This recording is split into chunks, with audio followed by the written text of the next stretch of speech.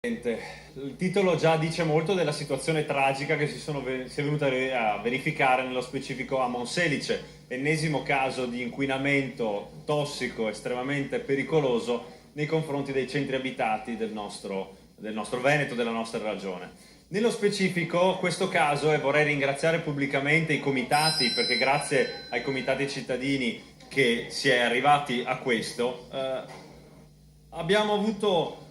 un cittadino che per primo si è accorto e ha fatto delle rilevazioni. Fu il famoso caso del pollo, non so se lo conoscete. Praticamente è andato a prendere questo pollo, è andato a fare delle analisi nella carne di questo pollo e è stato dimostrato da enti certificati a tutti i livelli che c'era presenza di diossina e di altre sostanze altamente cancerogene, nonché inquinanti, ma anche molto gravi interferenti endocrini che possono portare a malattie genetiche e a gravissime altre mutazioni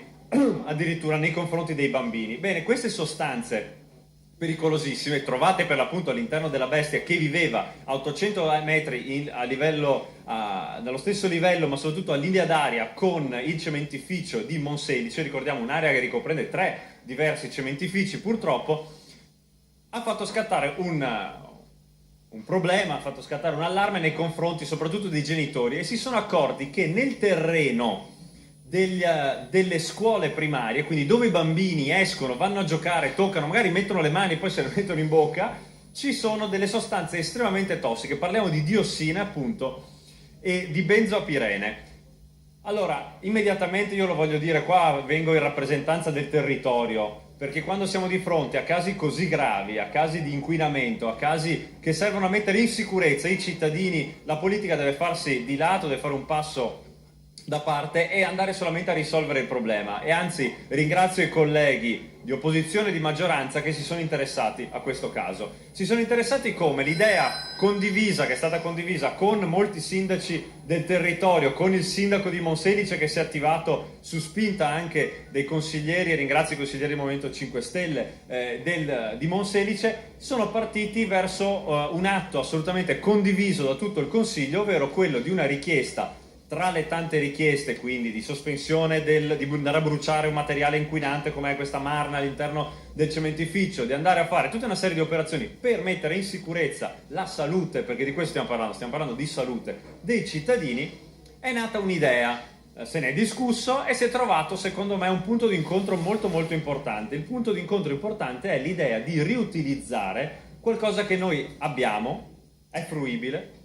ed è molto importante da tutti i punti di vista, ovvero l'ex ospedale di Monselice. Un polo allora ospedaliero che oggi versa in una situazione, non voglio dire di abbandono, ma quantomeno di deperimento importante, e l'idea condivisa è proprio quella di riutilizzare questo polo ospedaliero e trasformarlo in polo scolastico, un grande polo scolastico per tutta l'area della Bassa Padovana, che quindi vada a interessare la parte sud dei Colli Euganei e tutta la fascia ovviamente della Bassa Padovana, che possa avere un'importante scuola, anzi delle scuole all'interno di questo polo, campi sportivi magari un domani, parcheggi, fruibilità anche di viabilità, quindi facile accesso per tutti i comuni della cintura della Bassa. Pensiamo che sia un qualcosa da condividere, siamo qui per portarlo in questo consiglio in un'ottica appunto di